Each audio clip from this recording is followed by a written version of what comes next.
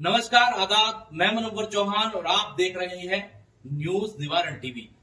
आज हम आपको इलेक्शन 2024 की बात बताएंगे। 2024 का जो लोकसभा चुनाव है वो सर पर है, लेकिन उससे पहले ही सरगर्मियां बढ़ने के साथ साथ पश्चिम उत्तर प्रदेश में हलचल भी बढ़ने लगी है। दरअसल क्या पूरा वाकया है वो आपको बताएंगे, और किसको यहाँ फायदा होने वाला है, किसको पश्चिम उत्तर प्रदेश में नुकसान होने वाला है वो भी आपको बताएंगे। एक दल के आने से दूसरे दल में खलबली क्यों, आपको बताएंगे। देखिए, सुनिए इस रिपोर्ट को कि आखिर पूरा माजरा क्या है। दरअसल पश्चिम उत्तर प्रदेश के अंदर राष्ट्रीय लोकदल का जो दबदबा था वो बढ़ने लगा। कई विधायकों ने यहां से अपनी जीत दर्ज कराई। हाल ही में हुए विधानसभा चुनाव के बाद ये परिस्थिति बनी, लेकिन अब जो स्थिति है वो पश्चिम उत्तर प्रदेश के अंदर राष्ट्रीय लोकदल के लिए बेहतर नहीं दिखाई दे रही। ऐसा हम क्यों कह रहे हैं? क्योंकि राष्ट्रीय लोकदल से पहले एक दल हुआ करता था जिसका नाम था लोकदल। लोकदल चौधरी चरण सिंह, जो कि पूर्व प्रधानमंत्री थे देश के, उनकी विचारधाराओं से, उनके माध्यम से बनाया गया है। और इसी लोकदल के अंदर से तमाम राजनीतिक जो धुरंधर है वो निकले और एक राष्ट्रीय लोकदल पार्टी का भी उसके बाद गठन हुआ। और राष्ट्रीय लोकदल पार्टी ने पश्चिम उत्तर प्रदेश के साथ साथ उत्तर प्रदेश और देश के कई हिस्सों में अपनी पकड़ और पैंठ जमाना शुरू किया। लेकिन अब 24 का चुनाव आते आते राष्ट्रीय लोकदल से पहले जो लोकदल जो संगठन बना था वो उभर कर सामने आने लगा है। लोकदल संगठन के जो नेतागण हैं उन्होंने सड़कों पर आकर ये बता दिया है कि वो भी किसी से कम नहीं है, मैदान में सबसे आगे जाने की कोशिश में है। आपको बता दूं कि राष्ट्रीय लोकदल को सीधे सीधे नुकसान अगर होने वाला है वो लोकदल दल से होगा। लोकदल दल इस वक्त एक्टिव हो चुका है और इस दल को एक्टिव करने वाला शख्स कौन है वो भी हम आपको बता रहे हैं। दरअसल इस दल को एक्टिव करने वाला शख्स इसी पश्चिम उत्तर प्रदेश के मेरठ से ताल्लुक रखता है, इसी सरजमी से ताल्लुक रखता है और एक बड़ा कारोबारी हुआ करता था, कह सकते हैं अभी भी है।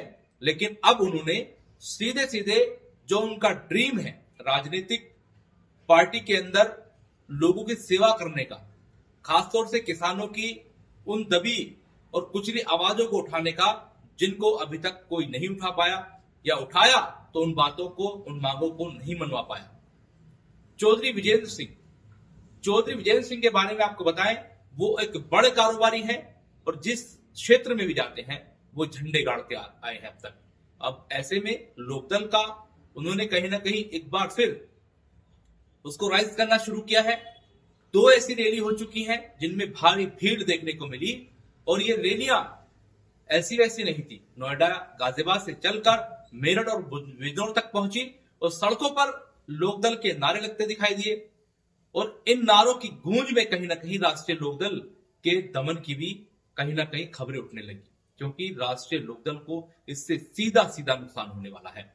हालांकि हमने चौधरी विजेंद्र से सीधे सीधे बात की, उन्होंने किसी भी दल के साथ ना जाने और किसी भी दल का समर्थन ना करने, सीधे सीधे जो किसान है उनकी आवाज उठाने की बात कही।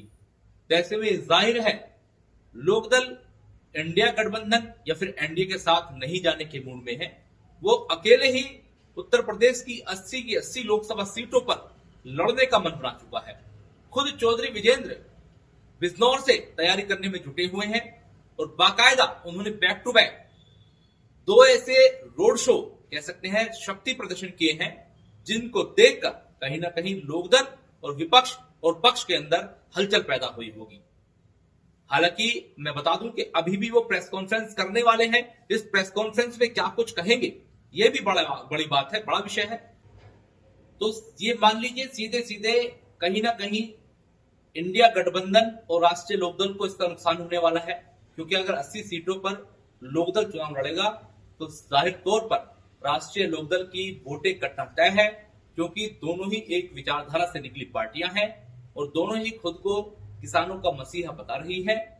ऐसे में चौधरी विजेंद्र की अगर बात कर लें तो वो खुद बिजनौर से तैयारी कर रहे हैं, और बिजनौर की अगर बात आती है तो हम बता दें कि बिजनौर में भी इस वक्त कहीं ना कहीं हलचल पैदा हो चुकी है। बिजनौर से चौधरी विजेंद्र तैयारी कर रहे हैं, लेकिन माना जा रहा है कि समाजवादी पार्टी भी अपने कद्दावर नेता और पूर्व कैबिनेट मंत्री शाहिद मंजूर पर यह दांव खेल सकती है। खुद शाहिद मंजूर लगातार कई शादियों में, पार्टियों में बिजनौर की तरफ रुख करने लगे हैं। कई बार उनसे वार्ता हुई, हालांकि उन्होंने दबे लफ्जों में कहा कि ऐसा हो सकता है। वो तो जगह जगह से टिकट मांग रहे हैं, मेरठ से भी मांगेंगे, वहां से भी अगर उनको मिले कोई आपत्ति नहीं है। लेकिन अगर ऐसा होता है तो मेरठ के दो दिग्गज बिजनौर की सरजमी पर फाइट करते दिखेंगे। हालांकि जीत किसकी होगी, हार किसकी होगी, ये बाद में तय होगा। लेकिन इन दोनों चीजों को आप देख लीजिए, अगर दोनों ही लोग लड़ेंगे तो कहीं ना कहीं भारतीय जनता पार्टी को इसका सीधा फायदा मिलने वाला है और भारतीय जनता पार्टी एक बार फिर 2024 में अपनी सरकार बनाने जा रही है, ऐसा लगने लगा है। ये समीकरण लगने लगे हैं क्योंकि कई ऐसे दल हैं जो आपस में क्लैश करेंगे, लड़ेंगे और सीधा सीधा फायदा बीजेपी को होने वाला है। हालांकि आगे क्या कुछ परिस्थिति रहेंगी, क्या कुछ सरगर्मियां रहेंगी, हम आपको बैक टू बैक दिखाते रहेंगे, बताते रहेंगे। लेकिन फिलहाल क्या कुछ चौधरी विजेंद्र ने कहा है, सुनिए पूरी बातचीत। आज से नहीं, हमारे दादाओं परदादाओं के समय से एक्टिव है। देश के जितने भी नेता विपक्षी पार्टियों में आज अपनी पहचान बनाने के लिए घूम रहे हैं, वे सब इसी पार्टी की देन है। क्या लग रहा है 2024 परिवर्तन 2024 किसानों की क्या भूमिका रहेगी? परिवर्तन 2024 है। किसानों के बिना ना ये देश चल सकता, ना हमारा जीवन यापन चल सकता। लोकदल 36 बिरादरियों को भी साथ लेकर चलने का दावा कर रहे हैं। क्या लग रहा है चुनाव में किस तरीके से भूमिका रहेगी? लोकदल एक बिरादरी की पार्टी नहीं है, ये सर्व समाज की पार्टी है। इसको बिरादरीवाद से ना जोड़ा जाए। लोकदल किसान पार्टी है और किसान की कोई बिरादरी नहीं होती।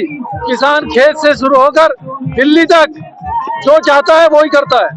तो साहब एक बात बताइए, किसानों की पार्टियां जब आई, किसानों के हित की बात करें तो एमएसपी एक बड़ा मुद्दा रहा। एमएसपी आपके होर्डिंग्स पर भी सबसे ज्यादा स्थान पा रहा है। एमएसपी के लिए क्या रणनीतियां जो है वो तैयार की जा रही है? देखिए, एमएसपी के बिना देश का किसान बदहाल है। जब तक एमएसपी कानून इस देश में लागू नहीं होगा तब तक इस देश की तरक्की नहीं होगी। आज मैं आपको विश्वास दिलाना चाहता हूं कि सारे किसान भाई एकजुट हैं और हम अपना हक लेके रहेंगे। किसान जोड़ो यात्रा शुरू कर दी है, मेरठ से बिजनौर तक चलने वाली है। हजारों किसानों का रेला आपके साथ चल रहा है। कैसे किसानों की जो उम्मीद है उस पर खरा उतरेगी लोकदल? देखिए, किसान पहली बात तो किसी का मोहताज नहीं है। किसान जब सड़कों पर उतर आए तो समझो कि देश में बदलाव आने वाला है। और आज आप जैसे देख रहे हैं, किसान सड़कों पर उतर आया है अपनी आवाज के लिए। जब तक इस देश का किसान खुशहाल नहीं होगा तब तक इस देश की तरक्की नहीं होगी। जो किसान यात्रा के दौरा है क्रांति धरा पर, कितनी दशा और दिशा बदलने का संकल्प है किसान को लेकर? आप लोग पिछली बार भी यहाँ थे और इस बार भी हैं और 23 दिसंबर पर भी यहीं पर होंगे। आप खुद देख सकते हैं कि यहाँ से लेके दिल्ली तक किसान सड़कों पर है और यहाँ से लेके बिजनौर तक हमारे आह्वान पर सब लोग एकजुट हैं। चौधरी विजेंद्र सिंह, किसान यात्रा जो आपकी शुरू की जा रही है, जिसमें जिस जनपद को आप जोड़ेंगे उनकी जो समस्याएं हैं उनका आप विश्लेषण करेंगे। अगर मेरठ की समस्याओं की बात करें तो क्या समस्या आपने विश्लेषण के लिए रखी हुई है? देखिए, सबसे बड़ा जो प्रॉब्लम है इस देश में वो है किसान। अगर आप किसान की समस्याओं को समाधान नहीं करोगे तो किसान खुशहाल नहीं होगा। किसान खुशहाल नहीं होगा तो देश खुशहाल नहीं होगा। समस्या का निदान तभी हो सकता है जब सरकार चुनावों को छोड़ के, चुनावों के मद्देनजर जमीनों को देखकर ये देखे कि कम से कम किसान जो अन्नदाता है, जब तक हम सब लोग उनके विषय में नहीं सोचेंगे तब तक देश की तरक्की नहीं होगी। सारे किसान एकजुट हैं, एकजुट होंगे और एकजुट रहेंगे और ये परिवर्तन 2024 में आपको दिखाई देगा।